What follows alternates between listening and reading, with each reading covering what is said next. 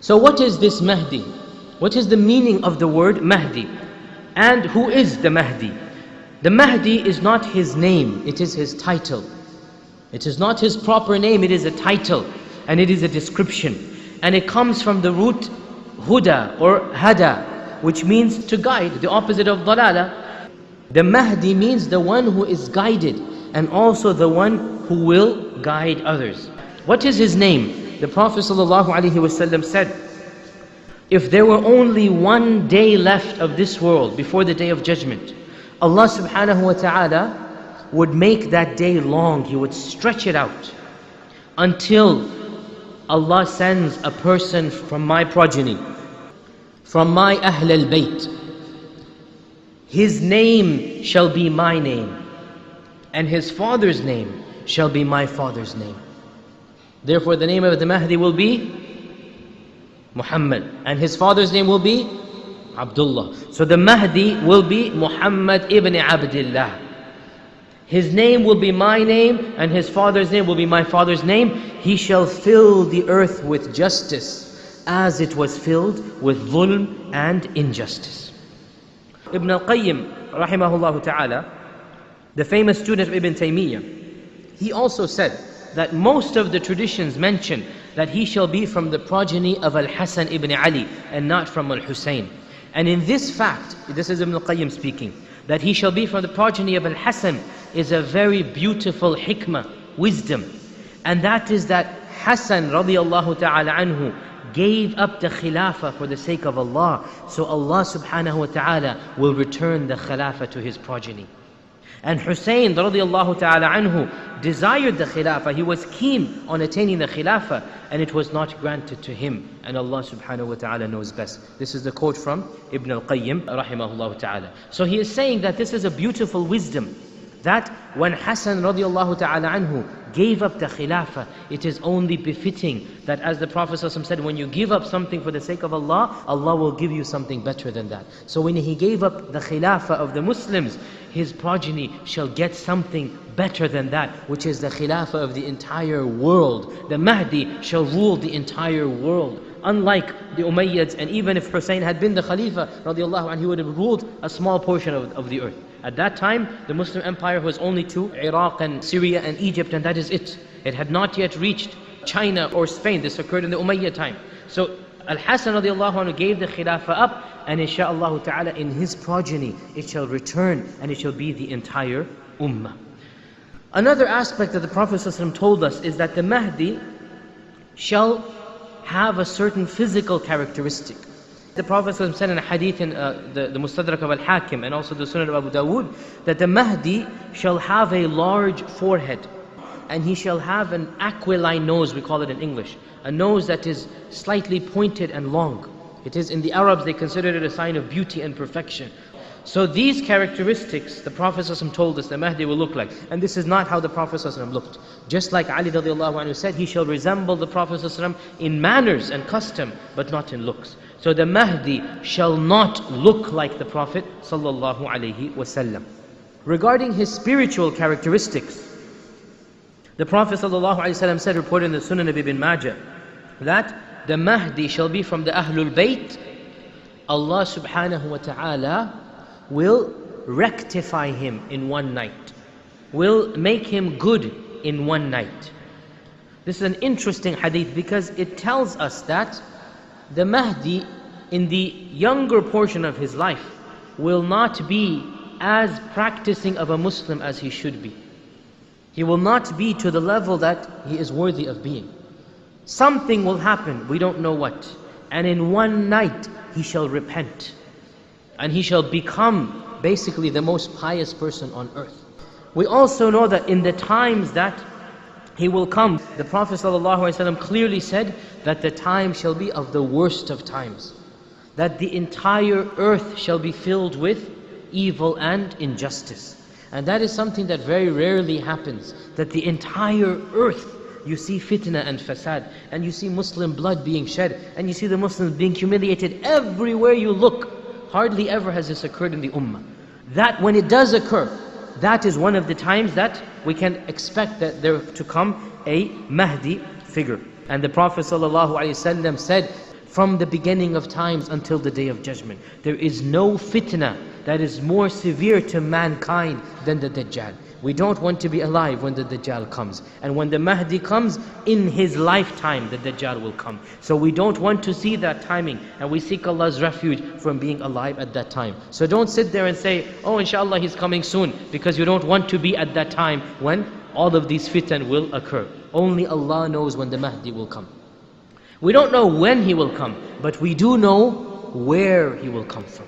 Now the location, the hadith mentioned in Ibn Majah and also in the Mustadrak of Al-Hakim, that the Prophet ﷺ said, and this is an authentic hadith, 3 groups of people shall fight for your treasure. 3 groups of Muslims shall fight for your treasure. And each of these 3 leaders will be sons of a Khalifa. So 3 princes, if you like, he didn't say princes, he said sons of Khalifa, will fight over your treasure. The scholars of hadith said the treasure being referred to is the treasure buried underneath the Kaaba. There is a major treasure buried underneath the Kaaba. We don't know exactly where. It is buried to this day. It was buried by the tribe of Jurhum. It was buried in the ancient times. And before the coming of the Prophet ﷺ by many years. It was buried when the tribe was being attacked by a neighboring tribe, and so they gathered all of their treasures and they buried them in a location around the Kaaba, we don't know where. And they also hid the well of Zamzam. And you all know that Abdul Muttalib discovered the well of Zamzam, he rediscovered it. When this invading army was coming, they hid the well of Zamzam and they buried all of their gold and all of the money that they had, they buried it there because they didn't want the enemy tribe to take it. So that treasure, 3 princes will fight over it inside of the Haram. There shall occur battle there inside of the Haram. And the Prophet said, none of them shall win. They're not going to find this, and none of them will win over the other 2. Then he said, there shall come black flags from the east. And then a war shall ensue between the Muslims, that the severity of the war, no ummah has ever undergone such a severe war. So he is saying black flags will come from the east, meaning the lands of Khurasan. Another narration in the Muslim, Imam Ahmad says, when you see these black flags, realize that there will be the Mahdi. So he didn't say with them, he said there will be the Mahdi. So when you see the black flags, give bay'ah to the Mahdi, even if you have to crawl on snow to get to him. Even if you have to crawl on snow, when you see these black flags, make sure you get to the Mahdi and give your bay'ah to him. The Prophet ﷺ said, when a Khalifa dies sometime in the future, civil war will break out. And so a person from my family, from the Ahlul Bayt, will leave Medina. So he mentioned that the Mahdi shall come from Medina, running away from it to Mecca. And he shall reach the Kaaba, and the people will force him out of his house and give him the bay'ah between the rukun and the maqam. What is the rukun here? It's not the rukun Yamani. The rukun means the black stone. They shall give him the oath of allegiance between the black stone and the maqam. What is the maqam? Maqam of Ibrahim. So you all know where the black stone is. You all know where the maqam is. Between them is the space of, let's say, 7-8 feet. That is it. The Prophet ﷺ said in this hadith is authentic, Abu Dawood, a man shall come from Medina, from my descendants. He shall flee, run away, which means he will be scared. He's being targeted. He's being hunted down. This is what it means. He shall run to Mecca, seeking protection in Mecca. And the people will take him out, meaning he's in hiding. He doesn't want the people to know who he is. The people will hunt him down and take him out, and he doesn't want them to know. And they shall give him the bay'ah between the rukun and the maqam. So the Mahdi does not want to be the Amir. He doesn't want to be the Khalifa. The people will take him from his house. They will force him into the Kaaba and give him the bay'ah. So this seems to be the correct opinion, that will happen. Simultaneously, when this occurs, The other ahadith tell us that there's civil war taking place, right? 3 sons of the Khalifa are fighting. So in this civil war, the people turn to the Mahdi as the solution to the civil war. So they give him the bay'ah. When they give him the bay'ah, simultaneously a group of Muslims from Khurasan shall march towards the Kaaba in order to help the Mahdi and become his army. And they shall have black flags as their banners. Therefore the Prophet ﷺ said, when you see those black flags, that is the sign this is the Mahdi. Scholars assumed, and this is an opinion, that the Mahdi will be amongst the black flags. It would make sense, right? But this hadith tells us the Mahdi shall be from Medina. So the correct opinion appears to be, and this is the opinion I follow, the Mahdi will come from Medina to Mecca during this time of civil war. And there will be many people claiming to be the Khalifa. The people will see the Mahdi and recognize him to be the Mahdi, and they will want him to be the Khalifa. So they will force him to take the bay'ah.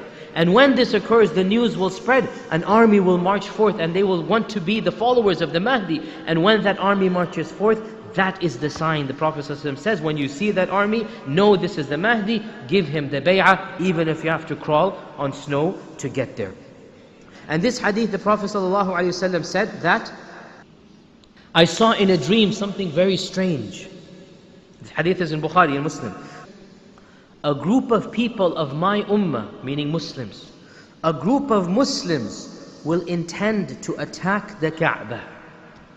Very strange. An army will intend to attack the Kaaba.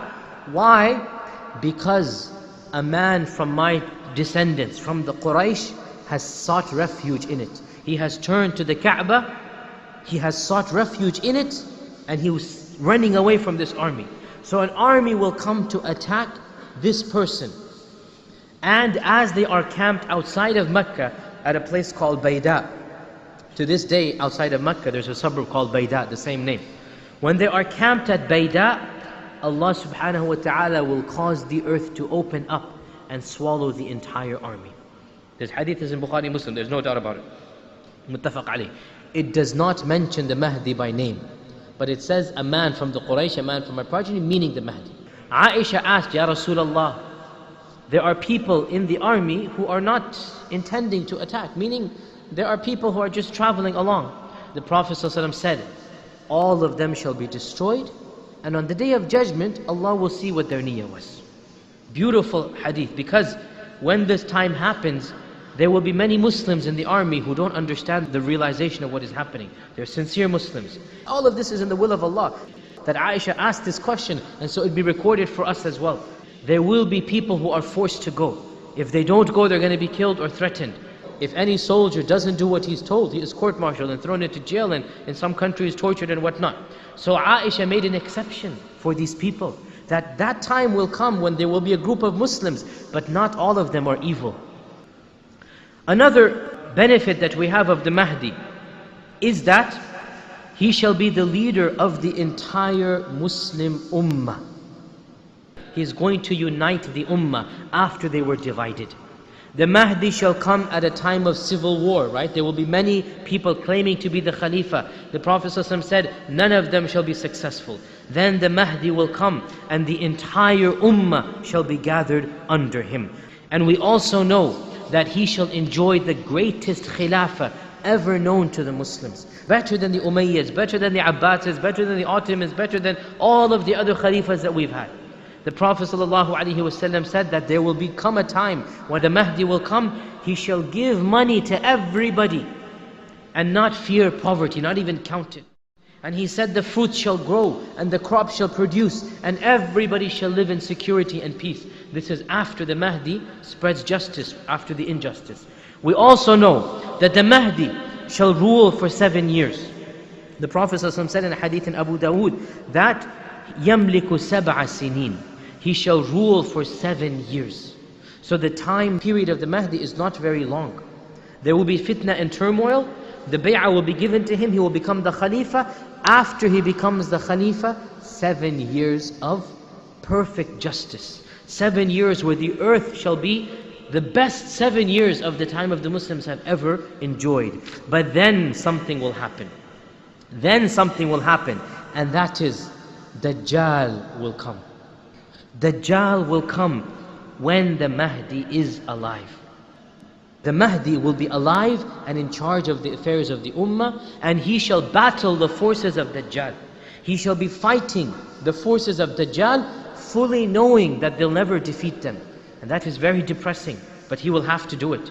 He knows he cannot kill the Dajjal. He knows it, because the Prophet ﷺ said, Isa ibn Maryam is the one who will kill Dajjal. But what else are you going to do? You have to defend yourselves. So the Prophet ﷺ said that the time will come when the Mahdi, he didn't say the word Mahdi, he said a leader amongst you, and in this case it is the Mahdi, will be leading you in Damashq, in Damascus. And he will be fighting basically the forces of Dajjal, and he will stand up to lead the Fajr prayer next to the white minaret. The white minaret.